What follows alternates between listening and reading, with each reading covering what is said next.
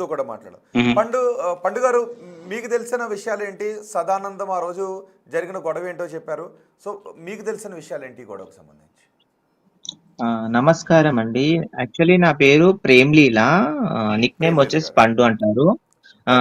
యాక్టివిస్ట్‌గా కొన్ని సంవత్సరాల నుండి నేను మా కమ్యూనిటీ కొరకు పనిచేస్తున్నాము. నంద్ గారు మీ యొక్క విషయమై మేము కొద్దిగా చింతిస్తున్నాము. ఫస్ట్ ఆఫ్ ఆల్ విషయాలలో కొన్ని విషయాలు నేను మాట్లాడాలనుకుంటున్నాను. ఎందుకంటే ఈరోజు ట్రాన్స్‌జెండర్ సొసైటీని చిన్న చూపు చూడడంలో ప్రతి ఒక్కరున్నారు.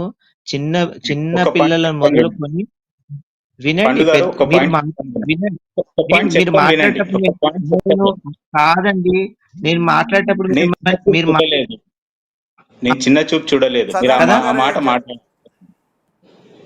నేను చిన్న చూపు చూడలేదు. వినండి సదానంద్ గారు, మీరు మాట్లాడేటప్పుడు నేను ఒక్క క్వశ్చన్ అన్న వేసాను, మీకు వేయలేను కదా. వినండి.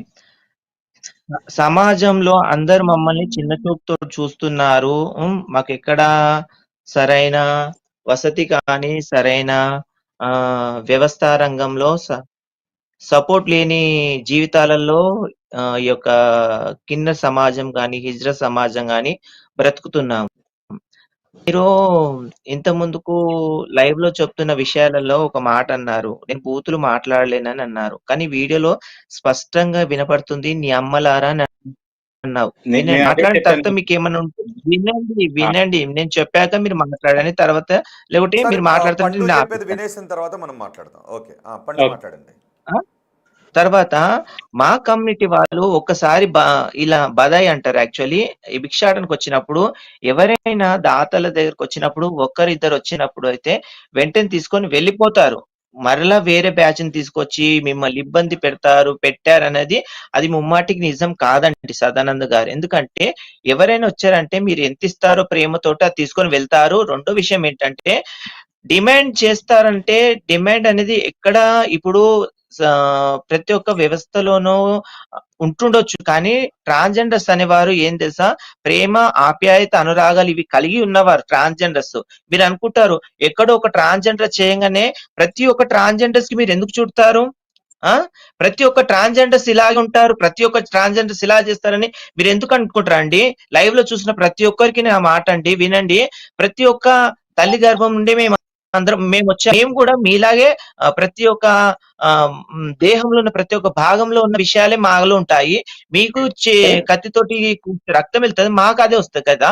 మీకెలా ఇక హ్యూమన్స్ సంబంధించిన బాధ, ఆనందం ఏ విధంగా ఉంటుందో మాలో అలా ఉంటుంది. కానీ సమాజంలో మేము ఒక చిన్న తరహా లాగా బ్రతుకుతున్నాము. అలాంటి వాటి విషయంలో ఈ రోజు మీరు మీడియాకు మీకంటే ముందే మేము ఇచ్చేవాళ్ళము. ఆ రోజు మీరు కొట్టిన విషయాలకు పిల్లలు బాధపడిన రచ్చ వీడియోలు ఇప్పుడు ఇక్కడ లైవ్ లో టెలికాస్ట్ అవుతున్నాయి, చూస్తున్నారా? మీకు ఉన్నాయి ప్రేమ్లీల గారు, ఇక్కడ 2 అంశాలు ఉన్నాయి. ఒకటి నిజమే, నేను ఇంట్రడక్షన్లో కూడా అదే చెప్పాను.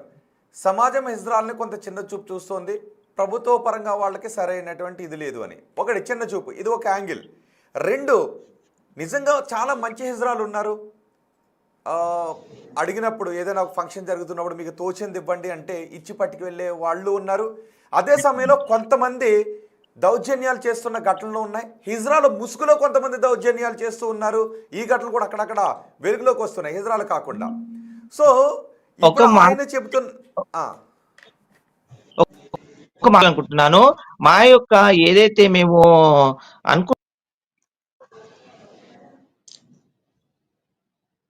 అక్కడ ప్లేస్లలో మాకు డిఎస్పీలు గాని, ఎస్పీలు గాని మమ్మల్ని ప్రేమించి మమ్మల్ని పిలిచి మళ్ళీ మాకు బదాయి ఇవ్వడం అని జరుగుతుంది. కానీ అక్కడ వాళ్ళు వెంటనే మిమ్మల్ని తీసుకెళ్తాము, వేసేస్తాం అని అన్నారు కదా. వాళ్ళు కూడా ప్రేమతోటి మాకు ఏదైతే ఇస్తామో అది మేము ప్రేమతో తీసుకొని వాళ్ళని దీవించి ఆటపాటలతో వస్తున్నాము. మమ్మల్ని మరి ఏనాడు కూడా డిఎస్పీలు పట్టుకొని అలా ఇబ్బంది పెట్టలేదు కదండి. ప్రేమ్లీల గారు, నిజమే, మీ ఆశీర్వాదాన్ని చాలా మంది కోరుకుంటారు. మీరంటే నిజమే, కొంతమంది చిన్న చూపు చూసే వాళ్ళు ఉన్నారు, గౌరవ భావంతో చూసే వాళ్ళు ఉన్నారు. సో ఇలా ఉన్నటువంటి సందర్భంలో కొంతమంది, నేను కూడా కొన్ని చూశాను, ఇచ్చింది తీసుకుని వెళ్ళినటువంటి హిజ్రాల్ని చూశాను, లేదు ఇవ్వకపోతే మీ ఇంట్లో శవాలు లేచిపోతాయని భయపెట్టిన సందర్భాలు మనం చూసాం. సో ఇప్పుడు ఆ సదానందాన్ని ₹1,00,000 డిమాండ్ చేశారని అంటూ ఉన్నారు. సో ఆయన్ని మీకు తోచినంత ఇవ్వండి అని అడగటం, లేదు ₹1,00,000 ఇవ్వకపోతే ఒక రకమైన శాపనార్థాలు పెడుతూ ఉంటే సెంటిమెంట్గా ఫీల్ అవుతుంటుంటారు. మరి అలాంటప్పుడు ఏం చేయాలి? ఆయన కొట్టడం తప్పే, నేను కొట్టడాన్ని ఇది చేయట్లేదు.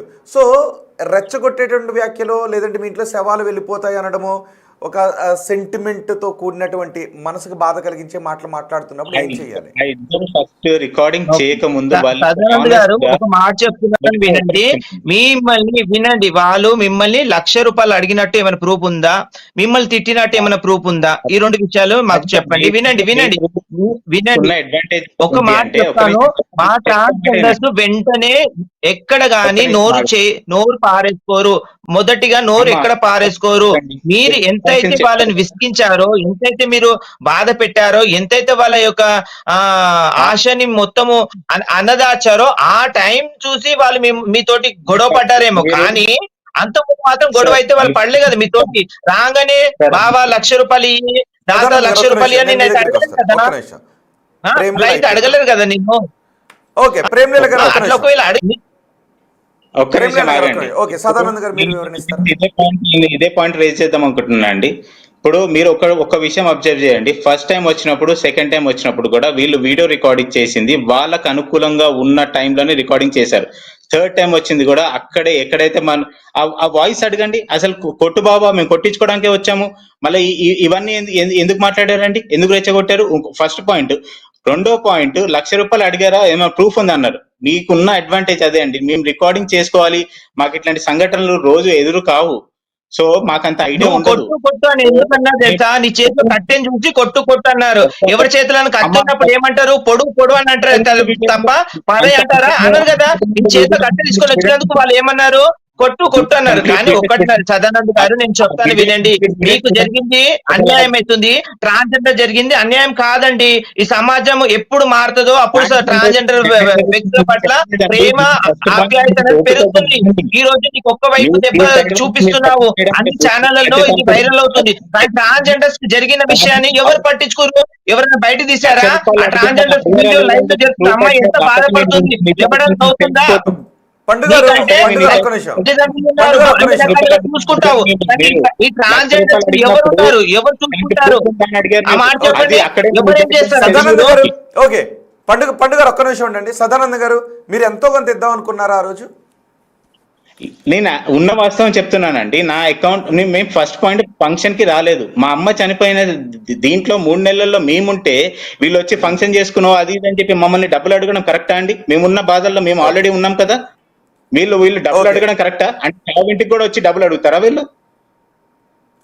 నాకు అర్థం కాదు. మళ్ళీ ఇప్పుడు అడగలేదని ప్రూఫ్ అడుగుతున్నారు.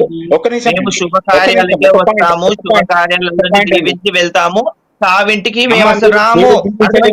సావింటికి వచ్చే వాళ్ళు కూడా ఉన్నారు. ఈ మధ్య సార్ అన్నట్టు ఫేక్ ఇజ్రాయల్ కూడా వచ్చారు. వాళ్ళని అరికట్టడానికి మా ట్రాన్స్జెండర్ సొసైటీ ఒకటి వీళ్ళు ఇష్టంగా ఇస్తే తీసుకుంటున్నారా లేదా వసూలు చేస్తున్నారా అన్నది మీరు యూట్యూబ్ లో కొట్టండి. అంతెందుకండి, ఇప్పుడు నిన్ననే సదానంద్ గారు ఒక పని చేద్దాం. ఓకే, నేను క్వశ్చన్ అడుగుతున్నాను.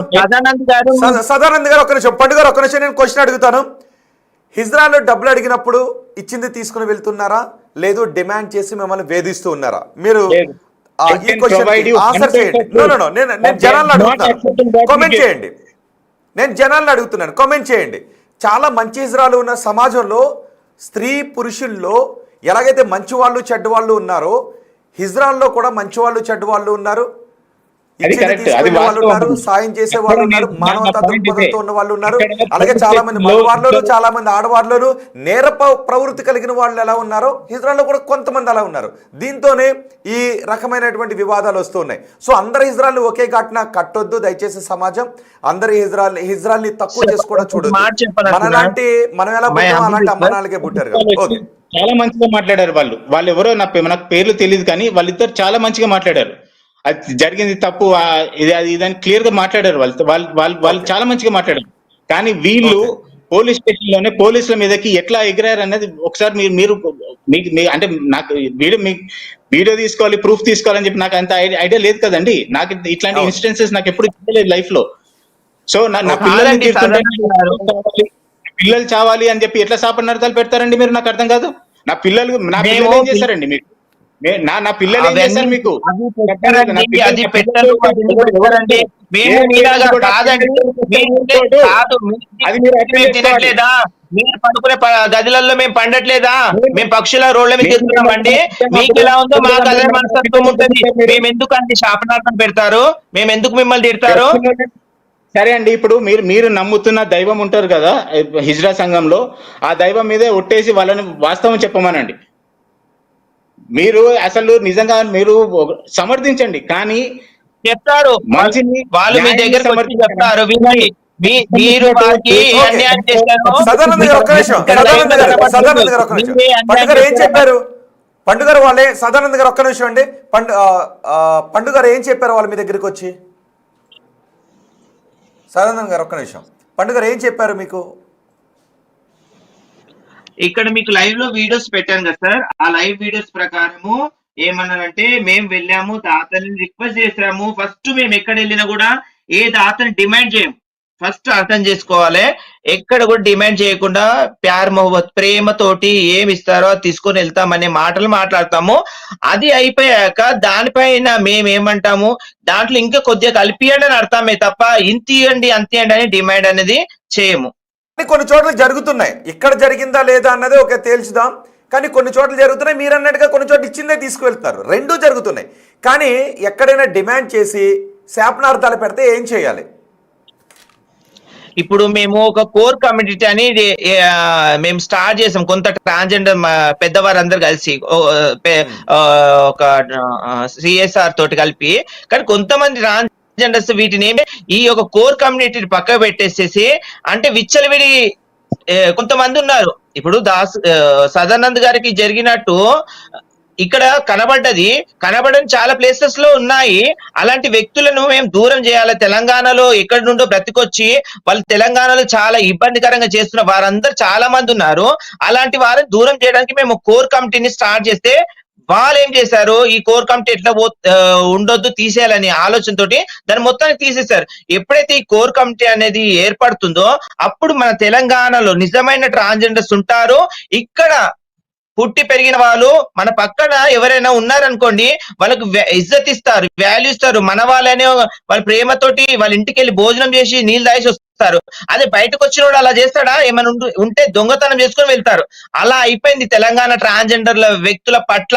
కాబట్టి ఈ యొక్క మీడియా నుండి నేను ప్రజలకు తెలియపరుస్తుంది ఏంటంటే, ఇక్కడ గమనించి మన తెలంగాణలో పుట్టి పెరిగిన ట్రాన్స్జెండర్స్ ఇజ్రాయల్ ఎవరైతే ఉన్నారో వారికి సపోర్ట్ చేసి వేరే రాష్ట్రాల నుండి వచ్చిన వారిని దూరం మీరు మీ అంత సహాయం చేసి పోలీసు వారితో మాట్లాడిపించి అది చేస్తే చాలా ప్రేమలేల గారు, ఒకవేళ ఎవరికైనా ఇవ్వడం ఇష్టం లేదు అనుకుందాం, వాళ్ళ దగ్గర డబ్బులు లేవు, ఇవ్వడం ఇష్టం లేదు, నా దగ్గర లేవు, నేను ఇప్పుడు ఇవ్వలేను, వెళ్ళిపోండి అని చెప్తే, ఒక్క నిమిషం మీ దగ్గరికి వస్తాను. నేను ఇవ్వలేదు, నా దగ్గర డబ్బులు లేవు, అప్పుల్లో ఉన్నాను అని ఆ వ్యక్తి చెప్తే వెళ్ళిపోతారా, డిమాండ్ చేస్తారా? మంచి క్వశ్చన్. ఇలాంటి క్వశ్చన్లు ఇప్పటి వరకు ఎవరు కూడా అడగలేరు మమ్మల్ని. మీరు అడిగారు, మేము చెప్తున్నాం వినండి. మేము ఇంటికి వెళ్ళి ప్రతి ఒక్క కాలు పెడితే ఏ వ్యక్తి కూడా మమ్మల్ని లేదని పంపించకుండా ఒక చీరతోటో 101 రూపాయతోటో మమ్మల్ని సన్మానం చేసి సత్కరించి పంపించిన వాళ్ళు ఉన్నారు. పేదవాడైనా గుడిసెలుండే ఒక ఫ్యామిలీ అయినా చిన్న డబాడైనా కూడా ఒక 500 తోటి మమ్మల్ని ఆనందపరిచి పంపించిన వాళ్ళు ఉన్నారు. కానీ మా దగ్గర లేదు అనే ఆ యొక్క మాట ఎవరు కూడా అలా ఎవరైనా అన్నట్లయితే ఏం చేస్తారని అంటారు కదా, మాకు తోచినంత సహాయము మా పెద్దలు మాకు నేర్పించిన ప్రకారము మేము వారి చేతిలో మాకు కలిగింది కూడా మేము పెట్టి వెళ్ళిపోయిన రోజులున్నాయి మా దగ్గర. అర్థమైందా? మేము కొన్ని ఫ్యామిలీలకు సపోర్ట్ చేసిన సమయాలు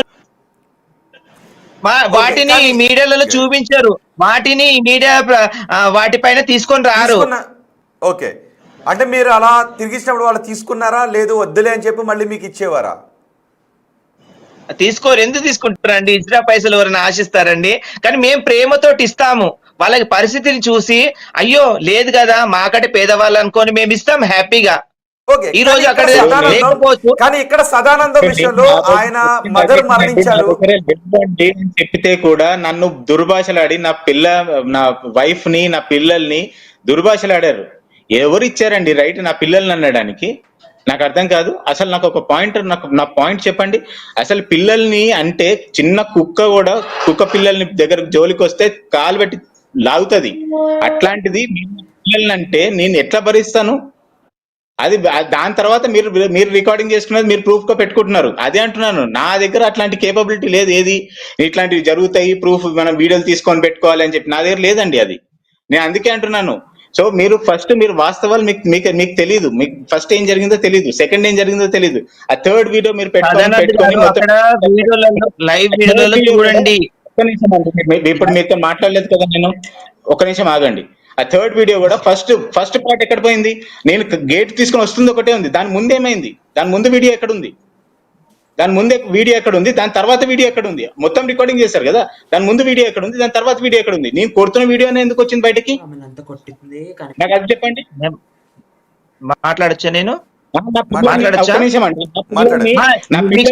చెప్పొచ్చా అంటే నేను చెప్తానండి సదానంద్ గారు, లేదంటే మీరు మాట్లాడితే నేను వింటాను. మీరు వినండి, మీరు వినండి. ఒకవేళ పబ్లిక్ కూడా ఎవరైనా మాట్లాడాలని అనుకుంటే నేను ఒకసారి ఆ పాసిబిలిటీ ఉందేమో, ఎందుకంటే కొంతమంది కొన్ని క్వశ్చన్స్ అడుగుతూ ఉన్నారు. సో పబ్లిక్ మాట్లాడడానికి అవకాశం ఉంటే నేను కాల్స్ కూడా తీసుకోవడానికి ట్రై చేస్తాను. చెప్పేది వినండి. మర్చిపోయాను. ప్రైవేట్ పార్ట్స్ నా పిల్లల ముందు ఫ్లాష్ చేశారు. Who are these people to flash their private parts in front of my kids? Who are these people? నాకు ఎవరండి వీళ్ళు? అసలు ప్రైవేట్ పార్ట్స్ అది ఎంత పెద్ద క్రైమ్ అండి? ఇప్పుడు అదే మనం చేస్తే ట్రీట్మెంట్ అది నా పిల్లల ముందు జరిగింది. సో నన్ను ఎలా నార్మల్ గా రియాక్ట్ అవ్వమంటారు? తిట్టకుండా ఎట్లా ఉండమంటారు అండి? నాకు అర్థం కాదు. చిన్న క్లిప్ మీ దగ్గర, ఆ క్లిప్ ఏమైనా ఉంటే మాకు ఇవ్వండి, నేను వీళ్ళందరినీ పట్టిస్తాను. మీ ముంగట పిల్లలు వినండి. మీ వాళ్ళంతా నాకు బ్రెయిన్ అంత లేదండి. నాకు ఎక్స్ట్రాక్షన్ మైండ్ కాదు కదా. వినండి, మా పిల్లలు తప్పు చేశారు, మీరు తప్పు చేయలేదని కాదు. మీరు అంటున్న మాట ఏంటంటే మొత్తం బ్యాడ్ వర్డ్స్ యూజ్ చేశారు, బట్టలు ఇప్పారని అంటున్నారు. చిన్న క్లూ, మా వాళ్ళని చట్టానికి పట్టిస్తానంటున్నాం కదా. అదే అంటున్నానండి, నా దగ్గర ప్రూఫ్ లేదు కాబట్టి నేను వీడియో తీసుకోలేదు అని అంటున్నారు ఆయన. నేను వీడియో తీయలేదు కాబట్టి చిన్న పాన్ షాప్ డబ్బా కూడా వినండి. ఈ రోజులలో చిన్న పాన్ షాప్ డబ్బా కూడా సీసీ కెమెరా అరేంజ్ చేసుకుంటున్నాడు. వినండి సార్ ఒక మాట. అన్ని లక్షలు ఖర్చు పెట్టి అంత ఇల్లు కట్టిన ఆయన ఒక చిన్న కెమెరా నువ్వు సెటిల్ చేసుకోలేవండి. అల్వాల్లో ఒక ఇంట్లో సత్యనారాయణ స్వామి వర్తనం జరుగుతుంటే 51,000 డిమాండ్ చేశారు. వాళ్ళు ఆఖరికి 11,000 ఇచ్చి పంపించాల్సి వచ్చింది. చుట్టాల ముందు బట్టలిప్పి కూర్చున్నారు. నిన్న జరిగింది అల్వాన్. వినండి, మీరు కావాలంటే ఇప్పుడు జరిగిన దానికి